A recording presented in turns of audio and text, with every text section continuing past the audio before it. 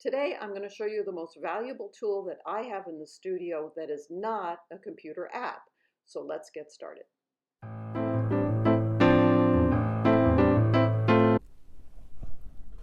Joe Mackenzie here, your watercolor coach, and I'm here today with the second most important tool I use. I showed you the no tannizer yesterday, and today I'm going to show you what's called the most valuable player, I think. And this is sold by Kroll Robert Studio, and I'll put a link in the description. And what it is a red plexiglass value finder.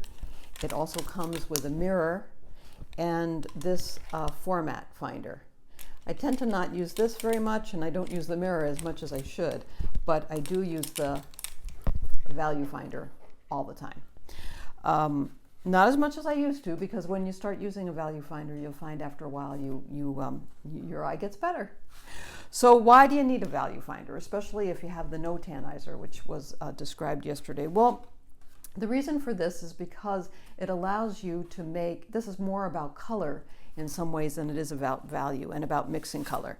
So let's look at an example of that. For example, let's look at these two things. Okay, here I make color dabs before I work, or oftentimes as I'm working. And this is to determine what kind of colors I'm going to use. So let's look at through the value finder, and it should pick it up. See how light, I was painting in a light key, so all those dabs are relatively light. Well, now you start to see something here on the right-hand side, which are darker. Yeah, those watercolors are definitely darker. And I originally did this mix to see what I wanted, but I knew I wanted to paint on high key, so I mixed again and ended up with a high key. See how high those are? They hardly show up at all. Now let's look at one where I was painting in a dark key.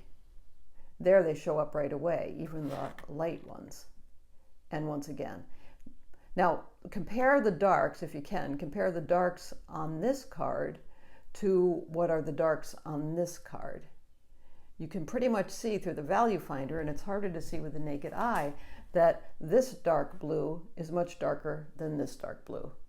All of the colors on this side are darker than anything on this side. So it really helps you look at relative lightness and darkness, which as you're painting, becomes very, very important.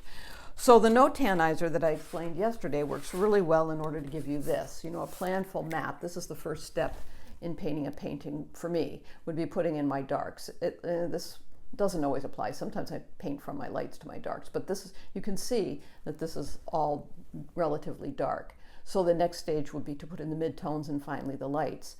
But it is also not made up of one color. There are three different colors going on. I'll hold it up really close and take my face out. The colors are ultramarine blue, alizarin crimson, and a burnt sienna.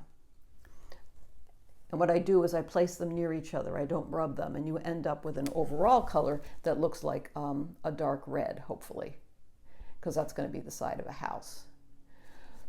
And I know from my value finder and from practice that when I put those three colors together and put them near each other, I'm going to end up with a dark result. Now the other reason for the value finder, that's not so much the reason for the value finder as much as this is. This is where it gets, squinting your eyes is really helpful, but sometimes even squinting your eyes can't give you the information that you need. And the reason for that is because, look at these, and we have a Naples yellow here and a Hansa yellow here. Now through the value finder, they're going to look exactly the same. So you can't always count on the value finder to be the thing that tells you what to choose. I mean, both of these colors meet the criterion for being lights, but I have to decide which one of those lights do I want to use. And that becomes subjective based on the other colors. That's, let's see, what is this? A permanent rose and a cadmium red. See how the permanent rose shows up there, and then the cadmium red is lighter. Now I'll take it away. See, to the naked eye, it's harder to tell. And down here we have a cerulean blue, and compare that to an ultramarine blue, and the ultramarine blue is darker. So those are really subtle differences, but after a while, not only do you get used to seeing those differences with your naked eye, but for example, so if I was to start the plan on a painting, I'll say to myself, oh wait, I know from experience in using the value finder that a cadmium red is going to be much lighter than, say, an alizarin crimson, which is a dark red. And so I'll make my choices planfully ahead of time because I've become accustomed to knowing which are lighter colors and which are darker colors relative to each other. This is all about being relative to each other. Now, the one mistake that I see lots of people make, and this is really common, is this is ultramarine blue coming right out of the tube. And you'll see that's quite dark. And what people do in order to get something darker is they'll put in a second coat. Well, first of all, you make your mix. So you add some water to this. And my mixes tend to be around the consistency of gravy, which I'll show you in a minute. But people tend to think that if you keep putting one stroke and then let it dry and then add another layer and another layer and another layer. So let's see, 1, 2, 3, 4, 5. That's 5 layers. 5 layers of ultramarine blue on a painting gets you almost to where it comes out of the tube. Not quite, it's still darker there.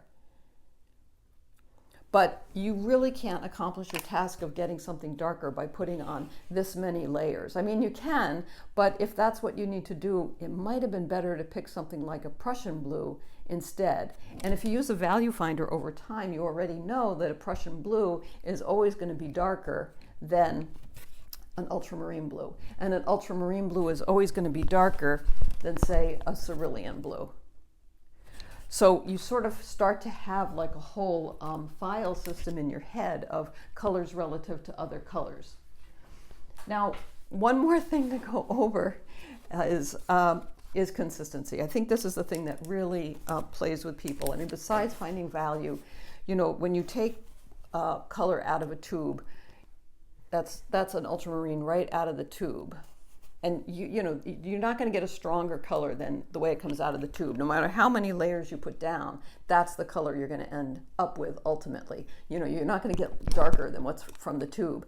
Add some water to it, and that's about the consistency of gravy. That's usually about where I work. It's just slightly darker. And then if you're doing a wash, go into the consistency of, say, milk. See how it's getting lighter. And then finally up to tea strength, where it's considerably lighter.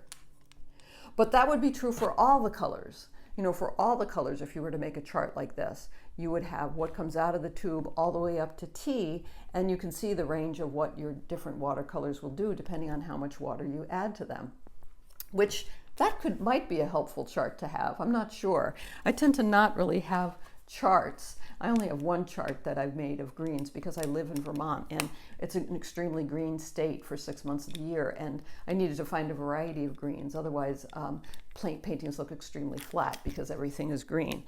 But I see lots of people make a lot of these color charts, and I know that they're useful, but I don't think they're for me, they're not as useful as this, because this is something I can use while I'm painting. I can use it as I begin to set up my painting and decide what my lights, mediums, and darks are. I can use it as I paint along and realize, oh, wait a minute, now everything's shifted because once you move further into your painting, everything becomes relative to everything else. In other words, what I'm trying to say is, if you start out with your darks, like in a painting like this, and then I put in my midtones and then my lights, I will then evaluate the painting, and I don't hit it correctly usually the first time ever. So I might have to go back and adjust these darks and make them darker, or I might have to go in and make my midtones more mid-toned, or it's hard to make the lights lighter.